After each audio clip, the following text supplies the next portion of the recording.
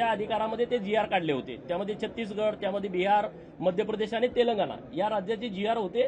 तर ते जी आर त्या राज्य सरकारनं कोणत्या अधिकाराखाली काढले, त्यांनी एखादा काही सर्व्हे केला होता का, मागासवर्ग आयोगाकडून काही माहिती घेतली होती का, इतकीच फक्त माहिती घ्यायची आहे. आणि त्याच्याबद्दलची समिती सुद्धा मला वाटतं अंतिम टप्प्यात आलेली आहे. माननीय देवेंद्र फडणवीस साहेब आणि एकनाथ शिंदे साहेब यांची मागच्या 2-3 दिवसापूर्वी पण भेट झाली. तर ही कमिटी गठीत होते.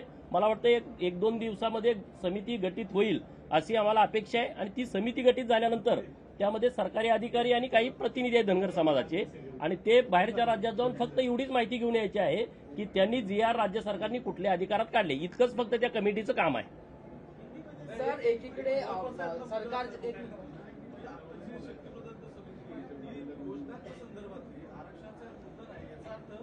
बघा, सरकारच्या वतीनं या कमिटीचं नेमकं काय काम आहे हे एकदा स्पष्टपणे येऊ द्या सरकारच्या वतीनं, मग आपण बोलू. पण जी बाहेरच्या राज्यात जाणारी कमिटी आहे ती पूर्णपणे वेगळी आहे. त्यामध्ये सरकारी अधिकारी आणि धनगर समाजाचे प्रतिनिधी असा विषय आहे. सर, एकीकडे राज्य सरकार मराठ्यांच्या मुद्द्याला घेऊन पुढाकार घेताना पाहायला मिळतं, धनगर समाजाच्या मुद्द्याला घेऊन पुढाकार घेताना पाहायला मिळतं. पण याच सत्ताधारी पक्षातले एक नेते जे आहेत ते सरकारच्या विरोधात भूमिका मांडताना आणि ओबीसीचे मुद्दे मांडताना पाहायला मिळतं. कसं पाहतं ते सर? बघा, विषय सरकारकडून स्पष्टपणे क्लिअर केलेला आहे. वारंवार सरकारने हे सांगितलेलं आहे की मराठा समाजाला आरक्षण सरकार देण्यासाठी प्रयत्न करत आहे. आणि जसं माननीय देवेंद्रजींच्या काळामध्ये मराठा समाजाला सेपरेट आरक्षण दिलं होतं, तसं आरक्षण सरकारच्या माध्यमातून दिलं जाणार आहे.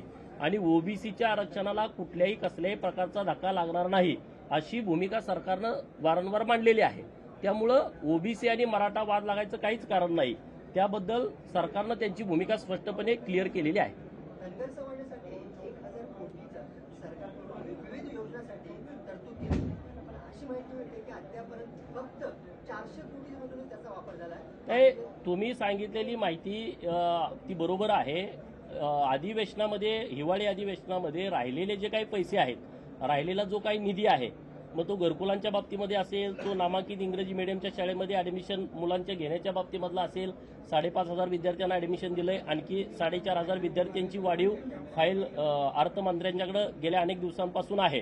तर त्या बाबतीतला निर्णय असेल, धनगर समाजाच्या मुलांना हॉस्टेलला ज्यांना ऍडमिशन मिळत नाही त्यांना पैसे देण्याच्या बाबतीमधला विषय असेल, तर असे अनेक योजना त्यामध्ये आहेत.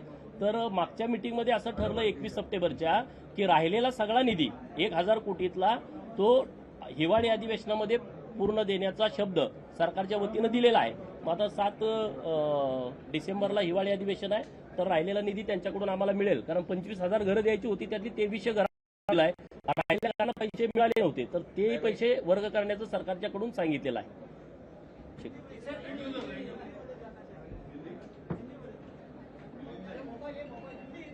धनगर और धनगर के बारे में महाराष्ट्र में जो हमारा आंदोलन चल रहा है, हमारे सभी लोगों की यही मांग है, धनगर रिजर्वेशन की अमलबजावनी जल्द ही जल्द हो जाए.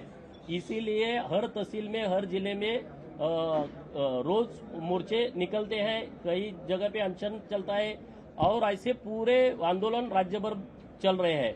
तो सरकार के पास हमारी यही मांग है, सरकार ने जो एफिडेविट हाईकोर्ट में दिया है, धनगर महाराष्ट्र में अस्तित्व में नहीं है तो जो है तो धनगर है.